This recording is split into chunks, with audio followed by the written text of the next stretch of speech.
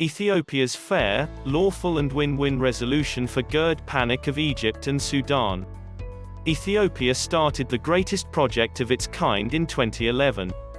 The Grand Ethiopian Renaissance Dam, GERD, being constructed on the Ethiopian River of Blue Nile. The Ethiopian Blue Nile meets the White Nile River in Khartoum of Sudanese capital and becomes the Nile River flowing down to Egypt. The GERD is considered to be the greatest dam in Africa.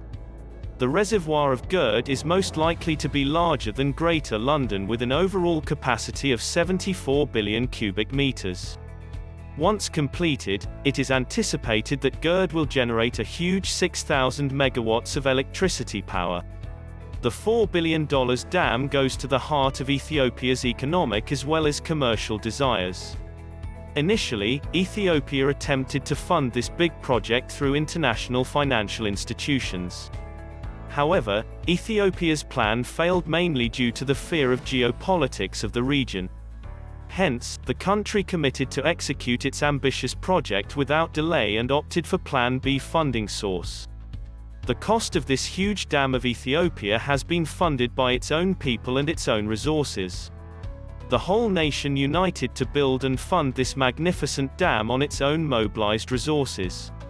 Its cost knocked the door of each and every citizen of the nation regardless of where they live or their current nationality. Every single person has paid his or her own resource in one way or the other. This means the GERD is a direct asset of every citizen of Ethiopia. Thus the issue of GERD has been stick deep into the hearts of Ethiopians. Nevertheless, this great project of Ethiopia is being threatened by various internal and external roadblocks. Internally, the GERD project has faced a number of challenges. The 27-year EPRDF-led government came to an end in 2018, though opposition from TPLF had been mounting and later became the source of national instabilities. TPLF was the main wing of the collapsed EPRDF party which represented the Tigray people. Leaders of TPLF later moved to Mekelle, the capital of Tigray region, and became the strong threat for central government of the young ambitious Ethiopian Prime Minister, Dr. Abiy Ahmed. The conflict between the federal government of Prime Minister Abiy and the Tigray regional government reached its climax in October 2020.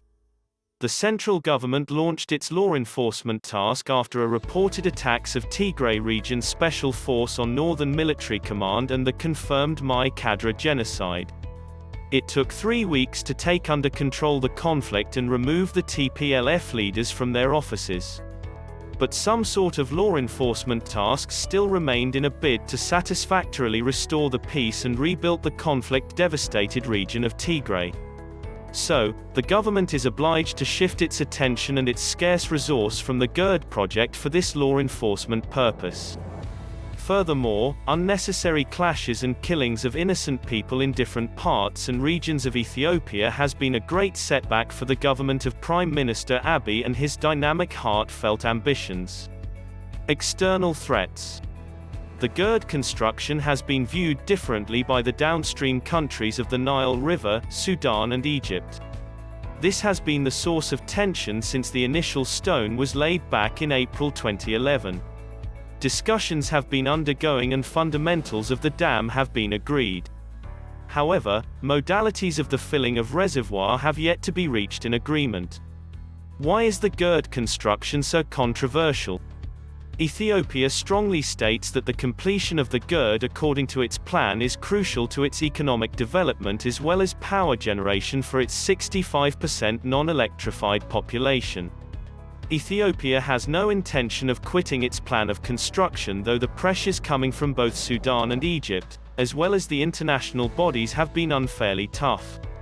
Ethiopia has always affirmed and assured that its Great Dams project and the nation's long-term ambitions always matches the principles of fairness and win-win and laws of international border-crossing rivers.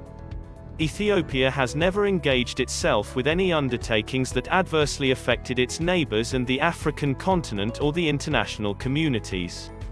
Rather, the country has always been an example of fairness and justice. Ethiopia has never treated anyone unfairly and declared a war on any nation, but took part in several unjustified wars that were provoked by invaders and maintained its national interests and sovereignty. History is the witness for this.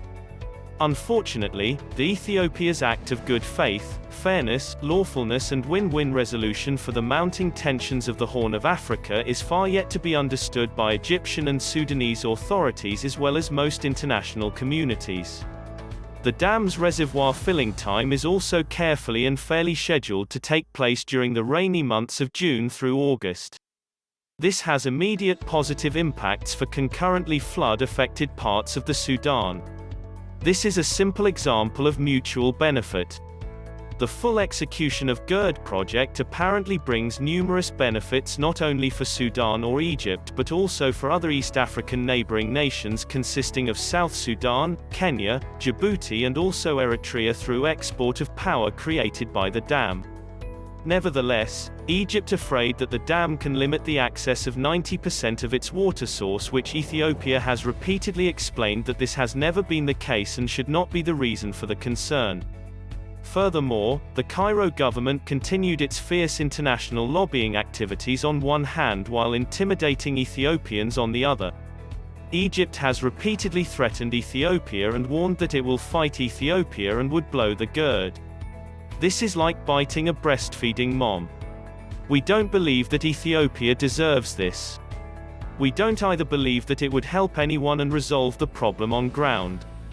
We are in 21st century when mankind has found solutions for more complex problems than this one. There is a way out as long as there is trust and honesty as well as collaboration and common understanding among stakeholder nations. The old Nile River treaties and the talks of GERD so far. Ethiopia has always firmly argued that the country must not be bound by the decades-old treaties with significant shortcomings. According to the treaties of 1929 and 1959, Sudan and Egypt were given almost full right on the waters of the Nile River. The treaties were made strangely and unfairly in the absence of its 80% water contributing country, which is Ethiopia. Ethiopia rejected these unfair treaties and strongly expressed its genuine concern and ratification. The concern and objections of the major feeder nation of the Nile River has never been easily acceptable on the part of Egypt and Sudan. The U.S. involvement during the presidency of Donald Trump to mediate the talks between the three countries has brought no results. The mediation attempt by Donald Trump's government violated the mediation fundamentals. It didn't involve the major stakeholder, Ethiopia, and yet passed some resolutions. This was viewed by Ethiopians and friends of Ethiopia as undermining its sovereignty. History of unfair handling of such conflicts is being repeated here. Above all, Trump's public suggestion that Cairo would blow the dam further aggravated the tension and annoyed most Ethiopians. Which was also a shame from the president of a nation like the US. The most recent round of talks in Kinshasa from the 4th to the 5th of April of 2021 between Egypt, Ethiopia and Sudan over the Grand Ethiopian Renaissance Dam have actually finished without any development. Ethiopia explained its hope that the talks will continue and waiting for the call from the current president of OAU, Democratic Republic of Congo. Egypt's international ministry claimed the talks stopped because of Ethiopia's opposition of a Sudanese proposition to consist of global arbitrators in talks. Ethiopia firmly believed that the Organization of African Unity, OAU, must take the full responsibility of mediation role. There have been numerous experiences in Africa where various developmental projects executed on international border crossing rivers. Any concerns between involved countries have been resolved for mutual benefits and didn't result in major problems. Therefore, such lessons can be great input as Ethiopia justified its position. However, the role of international communities has never been disregarded by Ethiopia as the authorities clearly indicated time and time again. The international contribution in facilitating the agreement is crucial, particularly on observation and expert consultation levels. This means, Ethiopia sees the role and the constructive inputs by our international partners and communities have huge importance. Because the international communities have always been in supporting the country's developmental ambitions and endeavors, though the cost of this huge dam has been funded by its own people and resources. However, most of our international partners too have failed to understand Ethiopia's position and act of good faith on GERD's false panic of Egypt and Sudan. This is something badly disappointing the Ethiopians and our international friends and partners. Ethiopia is a member of the United Nations and always abide by its rule of law and collaborated accordingly. Ethiopia has never failed to respond positively to international callings like taking part in the UN peacekeeping forces.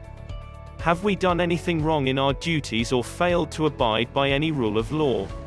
Please remind us this. We are so humble to correct any of our wrongdoings. It is possible to help and support someone without blocking ambition of the other. Understand our act of good faith that will bring a number of benefits for all of our neighboring nations. We always acted fairly and with integrity throughout the history of our nation. Here is the message for our Sudanese and Egyptian brothers and sisters. Please stop false panicking about water shortage due to the GERD. The GERD is being constructed on Abyy River, our name for Blue Nile. Although Ethiopia is the source of this great river, it never managed to utilize the Abyy or the Blue Nile River for various reasons. God has brought us the time and opportunities to do this now. While making use of our God-given river, we always make sure that it won't affect negatively the lives and the usages of either Sudanese or Egyptians. Every engineering works have been conducted and put in place diligently and considerately. The GERD reservoir filling schedules and timings are all directly matched and integrated into the engineering works and designs so that it would help us achieving our goals of considerate plans. This means, your worries too are fully integrated into the GERD project. You will get uninterrupted volume of water as usual. So, our friends, do not worry about the Nile River. Ethiopia is a nation of fairness and justice. Lastly, we have another point to highlight here. Is the fast-paced economy of the country remained resilient or affected? Despite all those discussed hurdles, Ethiopia is moving on the right development track. The country is determined to lift up its population from poverty and lead the nation to become the economic power of East Africa. Ethiopia has staggering 71.5 out of 110 million still live simply in an olden era even after its invention 150 years ago. The completion of the GERD project will bring the light to its population who live without electricity, and the power generated will be exported to neighboring countries where electricity is in shortage.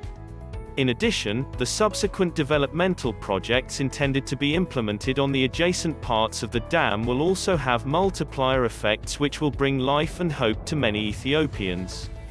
The Development Fund mobilization strategies of the government of Nobel Peace Prize winner of 2019, His Excellency PM, Abiy Ahmed, further shows how this nation is determined for development. The launching of the Dine for Ethiopia is an example of such endeavors to mention. It is a fundraising strategy where citizens including business and the community at large can purchase tickets individually or their family or company. This has already showed some amazing results. Ethiopia's economy experienced strong, broad-based growth averaging 9.4% over the last 10 years according to the World Bank reports. However, the impact of COVID-19 coupled with the earlierly discussed internal instabilities and the invasion of warist locust, no doubt it will impact its economic growth. But still, statistics indicating that Ethiopia will experience the higher levels of economic growth due to the high commitment the country is making. May Almighty God protect and bless Ethiopia and its people. Ethiopia shall prevail. Thanks for your attention.